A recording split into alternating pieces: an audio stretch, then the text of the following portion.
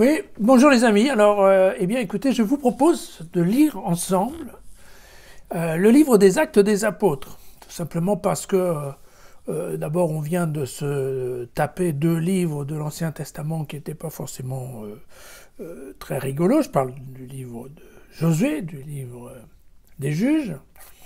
Et ça nous fait du bien de revenir un petit peu dans le Nouveau Testament, dans l'histoire de Jésus, sachant que, comme cette année, nous sommes dans l'année qui est normalement dédiée à Luc et que le livre des Actes des Apôtres a été écrit par le même Luc, ça fait quand même un peu de sens de s'en occuper. Nous allons donc le livre des Actes, donc nous démarrons au premier chapitre et puis les versets 1 à 11. J'avais consacré mon premier livre, Théophile, à tout ce que Jésus avait fait et enseigné depuis le commencement jusqu'au jour où, après avoir donné dans l'Esprit Saint ses instructions aux apôtres qu'il avait choisis, il fut enlevé.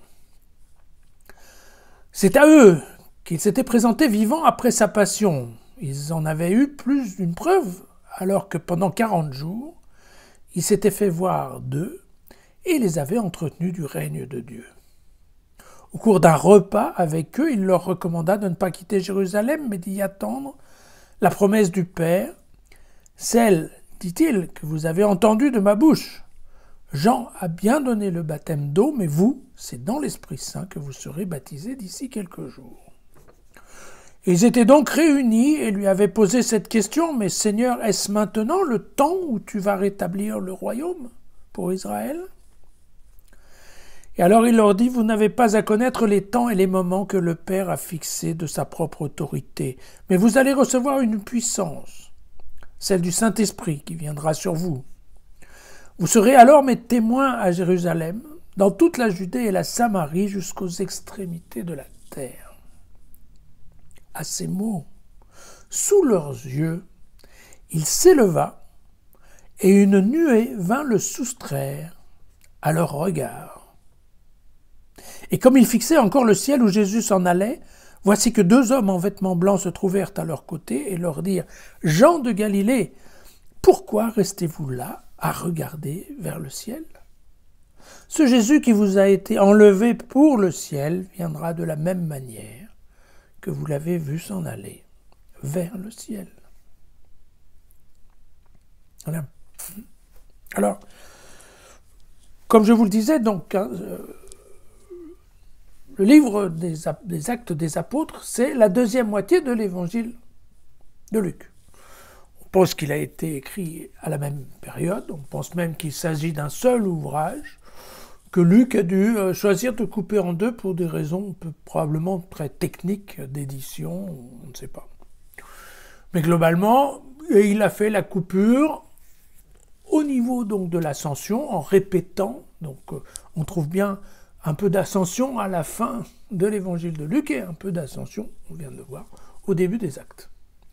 C'est une répétition qui n'a pas rien de particulier, si ce n'est qu'en effet c'est une bonne façon de faire la liaison pour qui veut lire le deuxième livre après le premier.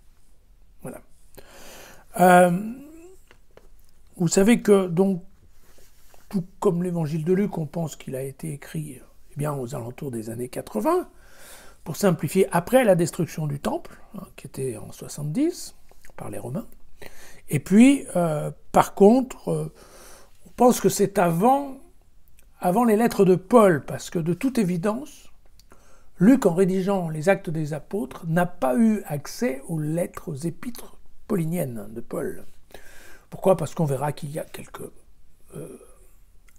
incongruités, enfin, quelques petits décalages, on va dire, qui font que très certainement les deux textes n'ont pas été écrits tout à fait au même moment. On pense que les lettres de Paul ont été éditées en l'année 95. Donc voilà, donc on est bien situé aux alentours de l'année 80. Et on voit ici que dans son introduction, Luc reprend la même formule qu'il avait utilisée au début de l'évangile, d'une lettre à Théophile. Donc Théophile, on se souvient, celui qui aime Dieu, en grec. Et donc, vous savez, il ne reprend pas ici les détails, mais Bon, vous savez que dans l'évangile de Luc, il voulait absolument se montrer un historien précis et détail et assez rigoureux de la vie de Jésus. Alors, bien entendu, il va y avoir une différence de texte puisque la première partie de l'évangile, c'est un évangile synoptique, donc tout à fait comparable à Marc et à Matthieu. Un évangile qui, en fait, est une sorte de biographie qui raconte la vie de Jésus. Alors que, évidemment, dans les Actes des Apôtres, nous allons avoir une autre histoire, une narration des débuts de la communauté chrétienne, la vie des apôtres, en fait, et la constitution d'une communauté sur le souvenir de Jésus. Donc, évidemment, le sujet étant différent, on va bien entendu trouver un peu de différence de style. Si on revient à notre texte d'aujourd'hui, bien vous voyez qu'évidemment, Luc nous donne l'indication d'un temps biblique de 40 jours. Alors, vous savez que les 40, eh bien, nous avions déjà les 40 jours dans le désert, après le baptême. Donc ça, on avait ça dans Luc au chapitre 4, dans l'évangile de Luc au chapitre 4. On a les 40 ans dans le désert de l'Exode, ça se trouve dans le livre des Nombres, chapitre 14. Et puis, nous avons les 40 jours de l'instruction de Moïse au mont Sinaï, et ça c'était dans l'Exode au chapitre 24. Voilà. Les rabbins considéraient qu'il fallait environ 40 ans pour commencer à avoir un niveau correct de l'apprentissage de l'écriture. Donc, nous sommes bien d'ailleurs dans ces 40 jours d'enseignement, puisque vous voyez qu'ici, on ne parle ni de miracles ni de signes, mais globalement d'enseignement. Voilà.